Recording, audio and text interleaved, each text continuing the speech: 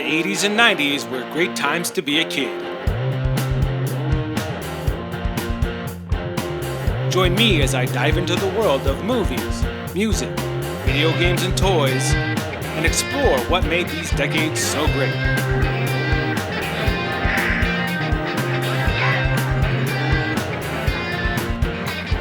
This is the Big Retro Show.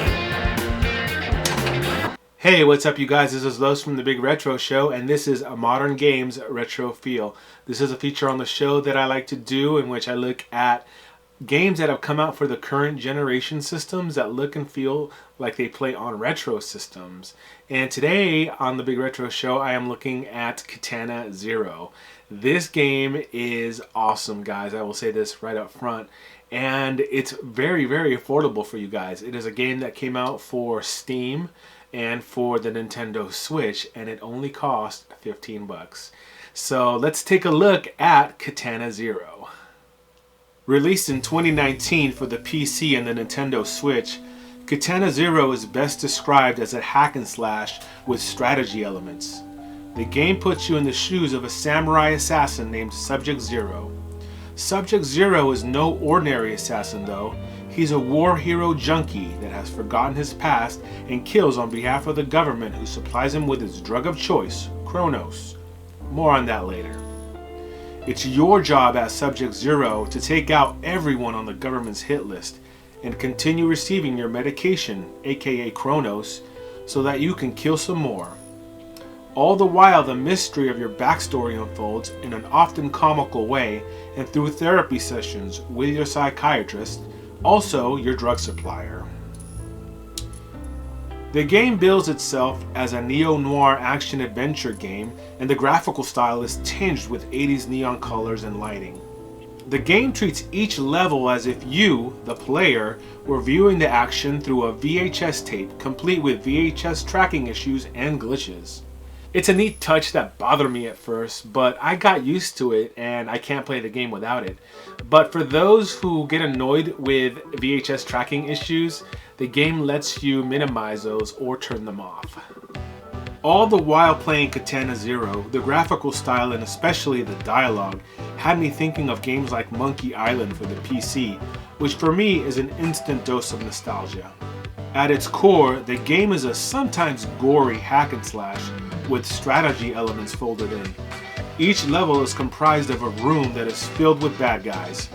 It's your job to take them out in the most efficient way possible, sometimes using room elements such as bottles, lamps, and vases, and crushing presses to take the enemies out. The enemies aren't too tough, but the fact that you die after taking only one hit complicates things and forces you as a player to formulate a strategy to take them out. If you take too much time in clearing the room, you have to start over. You will be dying a lot, so get used to it. The game's controls take some getting used to, but feel natural when you learn them. One button slashes your katana, and if you push the left control stick while slashing, you can slash in the direction you have pressed.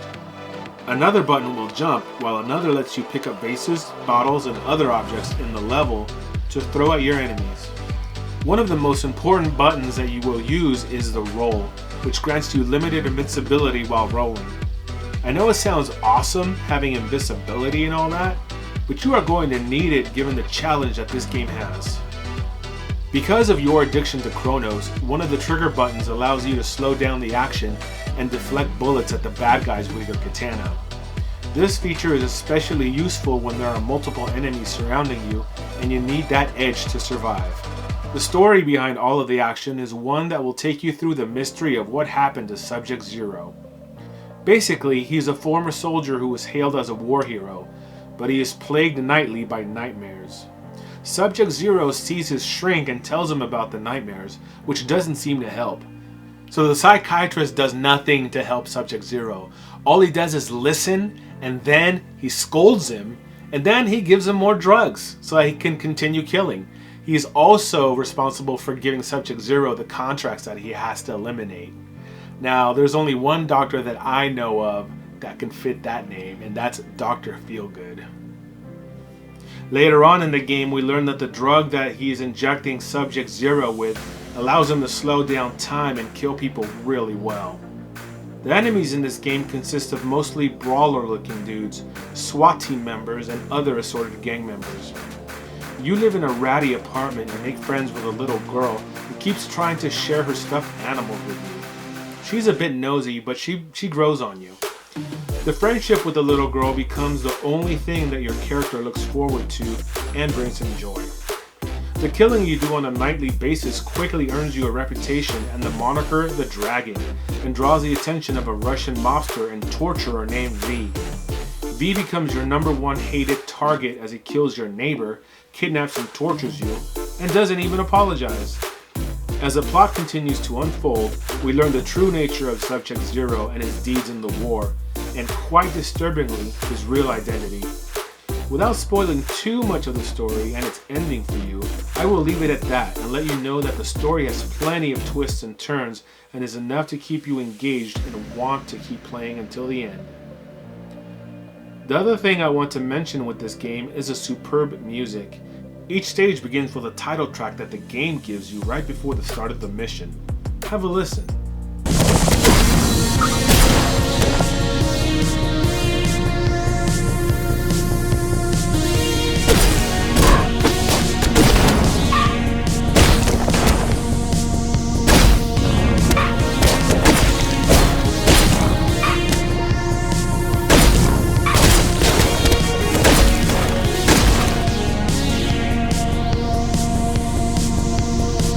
The game is only out for the PC and the Switch, but it could easily be ported over to the PS4 and the Xbox One. The game has high replayability. When you beat the game, you unlock speedrun mode and hard mode.